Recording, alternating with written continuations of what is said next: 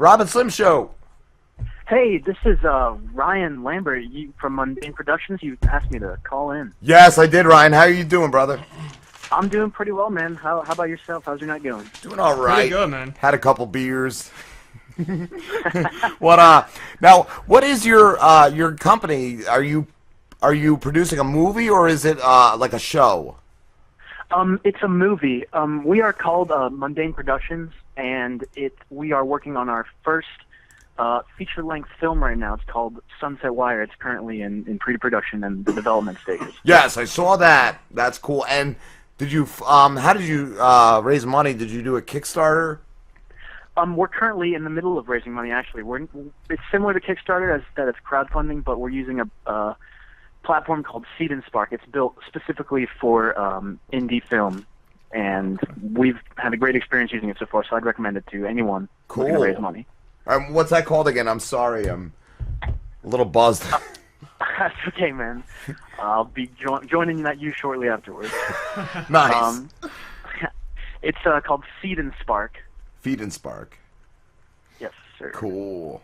And I was gonna say I checked out your website. What is it? Your .com. It's mundaneproductions.net. So anyone looking to discover more information about the movie or about us at Mundane Productions in general should check that out. And how old are you guys? I couldn't tell if you guys are still in college. You looked fairly young. Yeah, we're all pretty young over here. We're all college students. Yeah. Cool. And you're based out of Atlanta, right?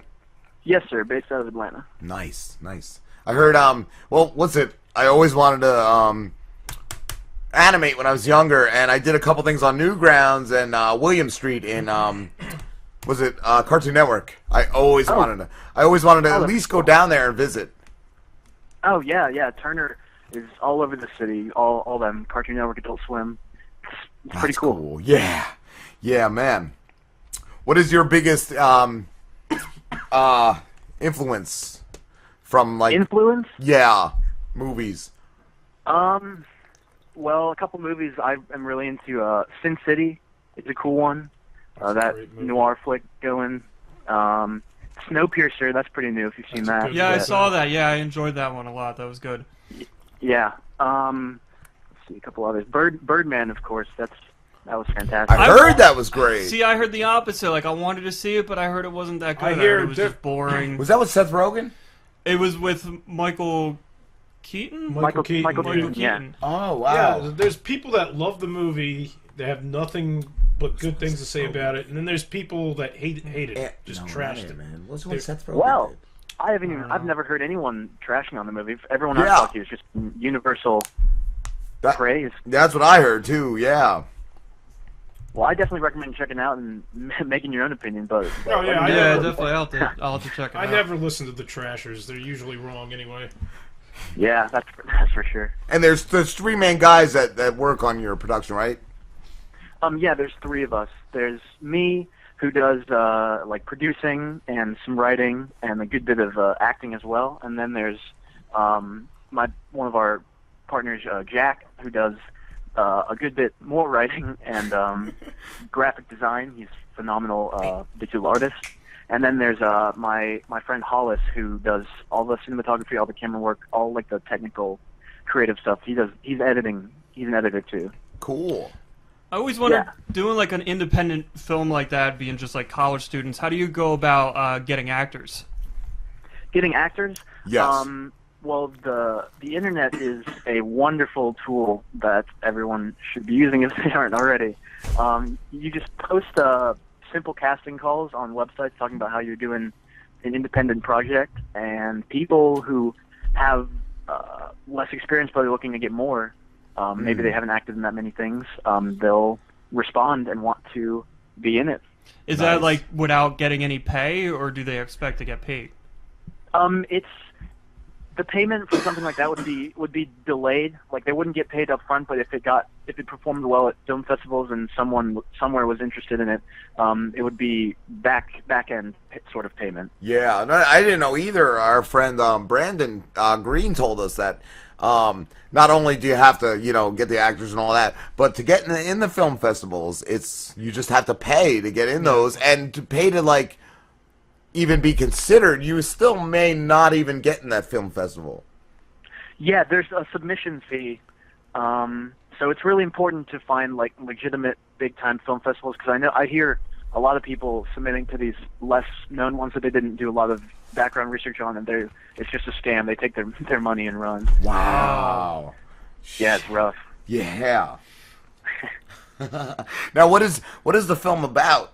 Sunset Wire. Sum it up in a couple of words. It's a crime movie, like a neo-noir. It's about pool hustling, gang warfare, and cocaine. Nice.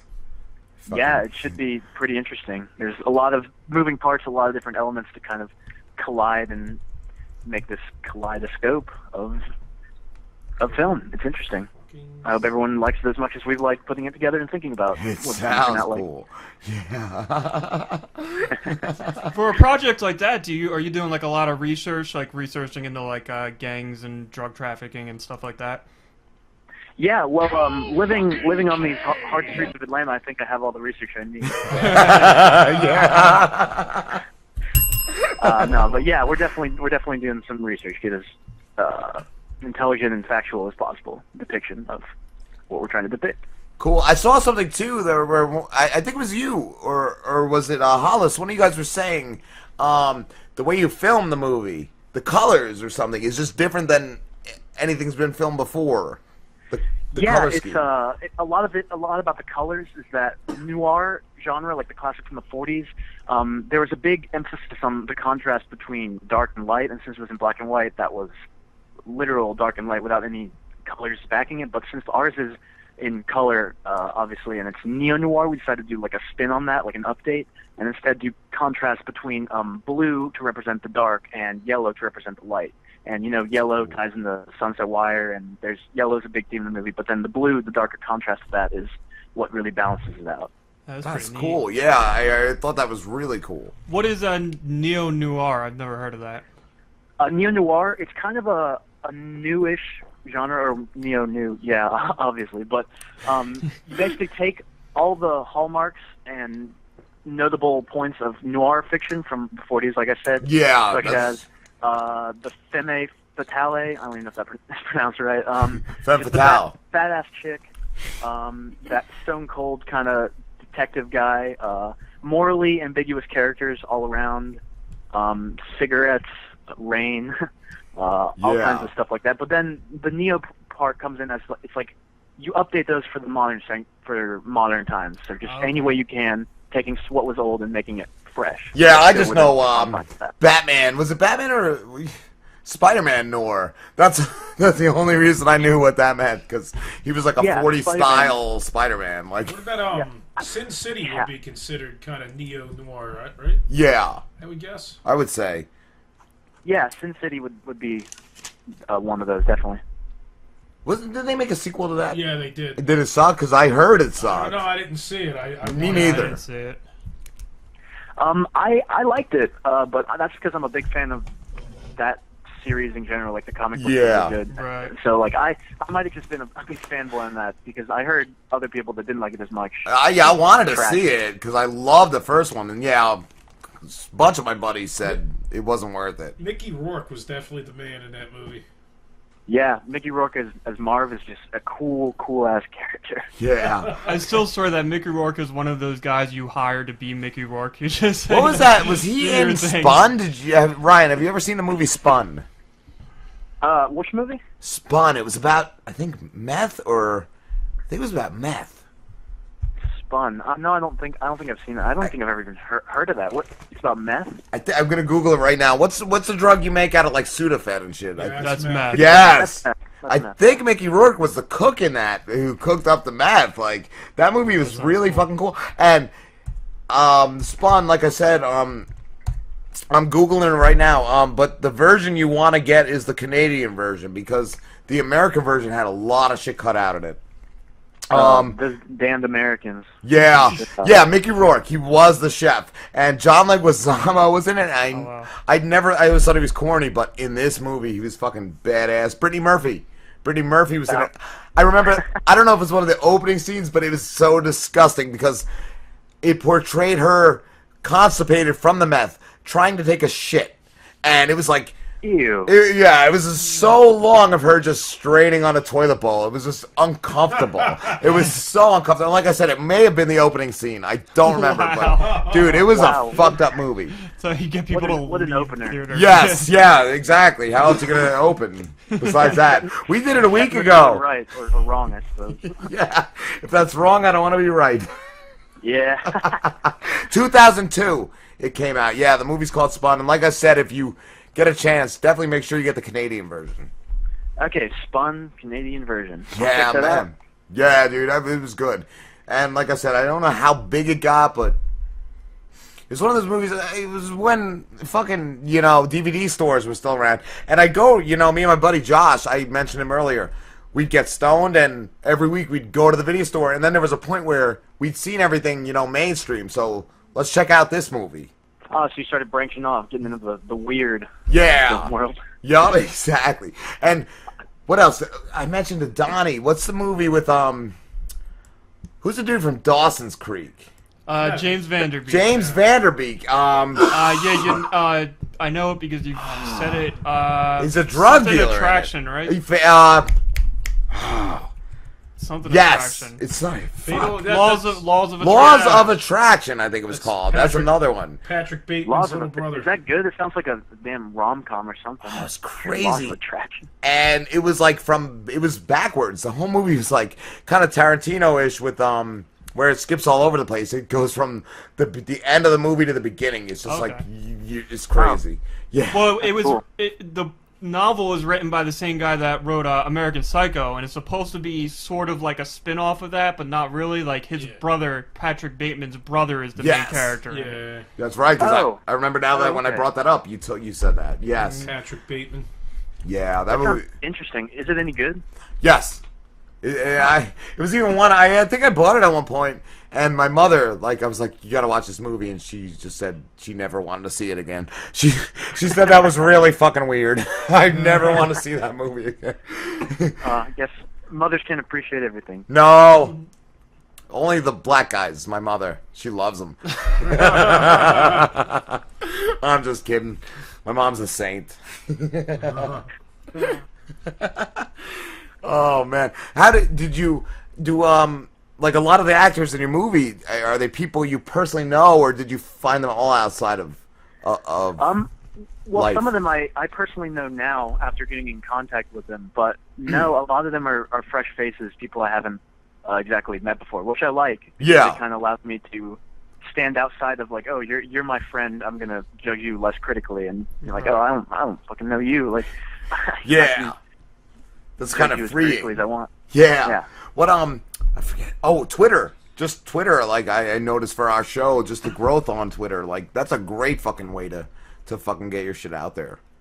Yeah, Twitter's really cool. Just being able to browse around, follow people that you think might be interested in your thing, and then they follow you back, and they are interested in your thing, and it's an incredible resource for growing a fan base. Honestly. Yeah, I definitely agree, man.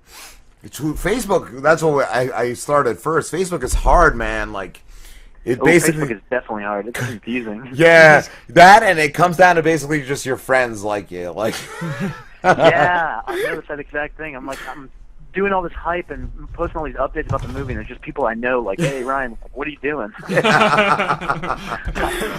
Want to get a beer later. Yeah, exactly. Oh, that's awesome. But, yeah, man, we actually have to wrap this up, dude. We're getting ready to go. I got to catch the bus. But can you tell everyone where they could find you? Where everyone can find me. Okay, Twitter would be at Mundane Prods. That's Prods. It's short for Productions. On the web, like I said, mundaneproductions.net. Facebook.com/SunsetWire. And then SeedandSpark.com/studio/sunset-wire. And that one is a bit of a mouthful, but if you go to any of the rest, there's a perfect link set you right on the front page. Nice, dude. Thank you so much for calling, Ryan. Oh, no problem, man. Thanks for having me. No problem. Best of luck with your project, dude. Thank you very much, my man. And you're welcome. And definitely let us know. Let us know when it's done. Let us know. We'll do a follow-up interview and all that, dude. Okay, wonderful. Yeah, we're connected on Twitter now. I'll just send you a message. Awesome. Cool. Take care, Ryan. All right. You too, man. Have a good night. You too. Thank you. You're welcome. We were talking about Tim and Eric earlier, and I brought up the Too Many Cooks. Yes. I'm gonna play that. Fuck to yeah. end the my show. God. Awesome.